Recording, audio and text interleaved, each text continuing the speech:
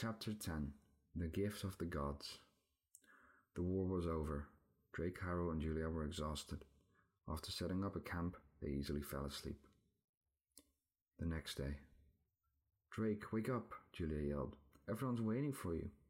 Drake woke up and recalled what happened the day before. He still felt tired. As he exited his tent, all of Dragonia was awaiting him. Everyone started cheering, and everyone personally came to Drake that day to thank him. Eventually, Drake was asked to speak to the people of Dragonia. "I thank everyone for their help. Everyone tried their very best to defend Dragonia and to help me on my quest. I am terribly sorry for everyone who lost family and friends. Know that they did not die in vain. I thank Chop, Doozle, Lawrence, Lenny, and Arrows for protecting me and their bravery.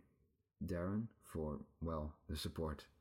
I thank Arian, the best bodyguard anyone could ever wish for, and thanks to him I knew how to defeat Mordor in the first place." Some looked at Drake in confusion, considering the answer supposedly came from a dragon. "I want to thank Calypso for always believing in me and giving me the wisdom I needed to take on this adventure. Of course, my best friends, Haru, because I've always been able to count on him, and despite the dark times, has always been able to remain humorous. And Julia. Every time I lost hope and were unsure of how to continue, you knew exactly what to say to keep me going. Thank you all. I could never have done it alone. You can be proud of yourself. Dragonia is free." Drake had one more thing to do. With his dragon, he flew towards Mordor's castle, where he had to pick up something. Half an hour later, he returned. Drake felt at ease. Harrow, Julia, and he flew to the mountains. "Drake, what are you going to do now?" Julia asked. Drake had never given a thought of what he'd do after Dragonia was freed. "I'm going home," Drake said. "I'll return in the vacations, for sure. I would never leave all this behind." "If you go, don't forget to take me with you," Haru said. "As if I'd go without any of you," Drake answered. "Hey, Haru," Julia began. "Why does your hippogriff not have a name yet?" "Oh, no idea. Well, how about Hank?" Drake and Julia both burst into laughter. The hippogriff bit Haru on his leg. "Ouch! Come on, I'm just not very good at naming, alright?" "I've noticed," Drake said, still laughing. "At least it starts with an H, which is cool. Calm down, Hank," Haru said. It became quiet for a few seconds. "I'm afraid I'm not sure if I can go to Scotland every vacation, though," Drake said. "Maybe once a year, which is basically nothing.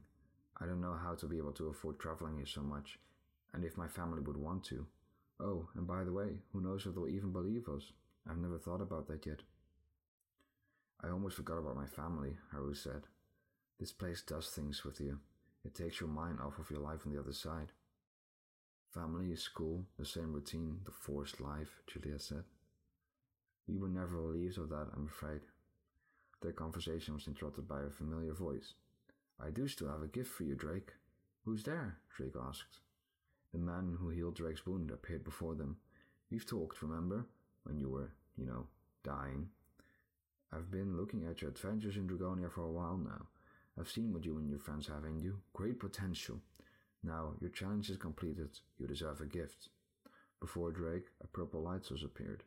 "Take this, and you will be able to summon a portal to this world, wherever you are, whenever."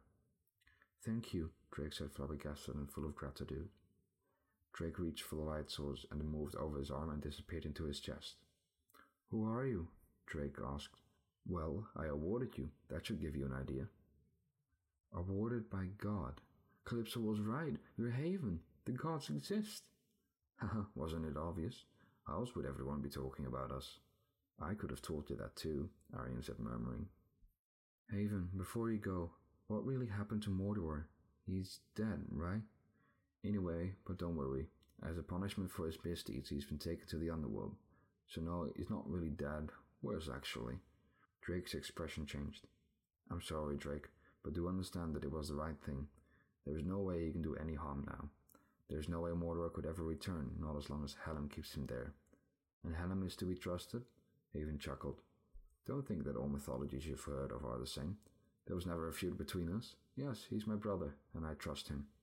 "All right," Drake answered. "Oh, something else. I would like your dragon to become the new king of the forest. The animals of the forest need a creature to calm them and keep them safe. Arian has served you well and deserves this. And don't worry, he'll remain at your side whenever you need him, of course." I doubt he'll disappoint you, Drake said. Have I ever? Arian said. All right, Haven continued. Thank you, Drake, Haru, Julia. Until next time. Haven vanished, leaving a bright light behind. It was quiet again. So the gods exist, Haru said. Well, after having seen so much, it's not too surprising, Drake explained. By the way, remember when I left this morning for a while? Yeah, what was that about? Haru asked. Well, I went back to Mordor's Ravine. Why would you go back there? Haru asked. Well, when I was holding onto that edge, I saw something on another edge that I couldn't reach at that time. Drake grabbed something out of his pocket. I didn't yet have time to tell you. You're kidding, Julia blared, surprised. The string was lost, but the stone never fell into the lava. I assumed it's important to you. Thank you, Drake. Thank you so much. Julia jumped at Drake and hugged him firmly. Drake almost fell over because of her surprise hug. You're welcome, he said. The three friends sat on the edge of the mountains. They started thinking about everything that had happened. The monster of Loch Ness, the Cyclops, the ravens, the last fight. They thought about what they learned about themselves. Drake could speak to dragons, and he was the only one who could actually see the monster of Loch Ness. Well, as far as was proven. Julia's talent for using a bow and arrow, Haro's horrible naming ability. Everything had changed. They looked around them, enjoyed what they could see. The waterfall where their adventure began. The forest and Persos, which people were busy rebuilding. Same for the palace. The dragon fields, the dark forest, the gigantic sea, Mordor's castle. And they still knew so little of what was out there. Dragonia was only a small part of Rosin. Drake felt calm and was satisfied. He was happy with the adventure he so desperately wished for. He looked at the blue sky and clouds, and Arian who flew through them freely, majestically. Drake closed his eyes and thought about the past, to before he discovered the mythical world. He realized once more what he and his friends had made happen. Drake was a hero now. He was a legend about a boy, with the heart of a dragon. Wait a second, Haru said. Julia, where's our gift?